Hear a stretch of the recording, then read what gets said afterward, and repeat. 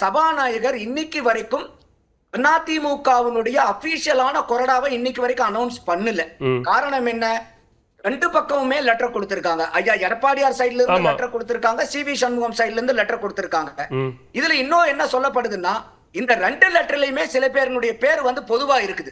சரி, இப்ப எந்த ஒரு முடிவையும் சபாநாயகர் வந்து எடுக்க முடியாத அளவுக்கு அந்த இடத்துல இருக்கறனால இன்னைக்கு அவங்க வாக்களிச்சது அமமுகவுடைய அப்படி பொதுவா இருக்க வாய்ப்பு இல்லையே. நம்பர் வந்து நமக்கு கிளாரிட்டியா இருக்கு. 47 அப்படின்னா அந்த நம்பர் சரியா இருக்கும்போது அது எப்படி ரெண்டு பெயர்கள் ஒரே கடிதத்துல இருக்க வாய்ப்பு இருக்கும்னு நினைக்கிறீங்க?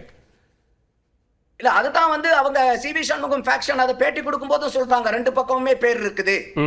இப்போ இது வந்து அதனால இன்னைக்கு வரைக்கும் வந்து பாத்தீங்கன்னா இப்ப லெஜிஸ்லேச்சர் வரும்போது அவங்க வந்து இன்னைக்கு யாரு வந்து அதிகமா இருக்காங்கன்னு பார்க்கும்போது 25 பேர் வந்து இவங்க சைட்ல இருக்காங்க.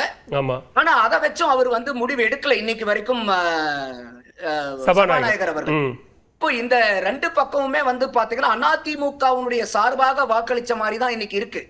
யாருமே அதிமுகவுக்கு எதிர். ஏன்னா வேலுமணி அவர்கள் பேசும் போதும் அதிமுகவுடைய சார்பாக வாக்களிச்சோம்ன்றாரு.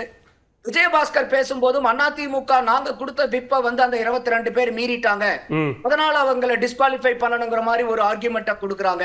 சரி, ஆனா பொசிஷனல் அட்வான்டேஜ் பார்க்கும்போது ஒரு ஆர்கனைசேஷனல் ஸ்ட்ரென்த் யாருக்கிட்ட இருக்குன்னா ஐயா எடப்பாடி யாருக்கிட்ட இருக்கு. ஏன்னா அவங்க கிட்ட 82 மாவட்ட செயலாளர் இருக்காங்க, இவரு வந்து பொதுச் செயலாளரா இருக்காரு. இன்னைக்கு வரைக்கும் இந்த நிமிடத்து வரைக்கும் அப்ப சபாநாயகர் முடிவெடுக்கிறதுல எந்த குழப்பமும் இல்லை. அப்படித்தானே? எடப்பாடியாரத்தான் பொதுச் செயலாளர்னு சொல்லிக்கிட்டு இருக்காங்க. இல்ல அப்படி சொல்லிட்டு இருக்காங்க. இல்ல அதுதான் ஃபேக்ட், ஆன் ரெக்கார்ட் அதுதான். ஆமா, நான் என்ன சொல்ல வரேன்னா அவங்களே அதை ஒத்துக்கறாங்க. ஆமா ஆமா. அப்ப அந்த ஆர்கனைசேஷனல் அட்வான்டேஜ், அந்த பொசிஷனல் அட்வான்டேஜ் வந்து பாத்தீங்கன்னா ஐயா எடப்பாடியார் அவர்களுக்கு இருக்கு. அவர் என்ன துரிதமா நடவடிக்கை எடுக்கிறாருன்னா அவரு லீகல் கான்சிக்வன்சஸையும் பாக்குறாரு. இல்ல முழுசா கட்சியை விட்டு நீக்கிட்டோம்னா 25 எம்எல்ஏக்கள் பறி போயிடு. இன்னைக்கு தேர்தல் நின்னா இந்த 25 எம்எல்ஏக்கள் நமக்கு இருக்கிறதும் போயிடுங்கிறனால அவர் சர்வ ஜாக்கிரதையா பதவியில இருந்து மட்டும் நீக்கிட்டு உடனே அதுக்கு உண்டான புது மாவட்ட செயலாளர்களை போட்டு அவங்க பூரா இன்னைக்கு வந்து அவங்கள ஐயா வந்து மீட் பண்ணிட்டு இருக்கிறதெல்லாம் பார்க்க முடியுது. அதனால இது வந்து ரொம்பவே வந்து ஒரு இக்கட்டான சூழ்நிலை தான் அதிமுக. இதுல சபாநாயகர் என்ன முடிவெடுக்க போகிறார் எஸ் அப்படிங்கறத பொறுத்து தான் இருதரப்பும் சபாநாயகனுடைய முடிவை பொறுத்தோ அல்லது கால தாமதம் அப்படிங்கிற ஒரு காரணத்தை ஒட்டியோ தான் சட்ட நடவடிக்கை அப்படிங்கிற ஒரு இடத்தை நோக்கி நகர்றதுக்கான ஒரு சூழல் இருக்கு. அப்படித்தானே? இன்னைக்கு அவருடைய சபாநாயகருடைய முடிவு இல்லாம யாரு மேல ஆன்டி டிஃபெக்ஷன் போகுங்கிறதே தெரியாது.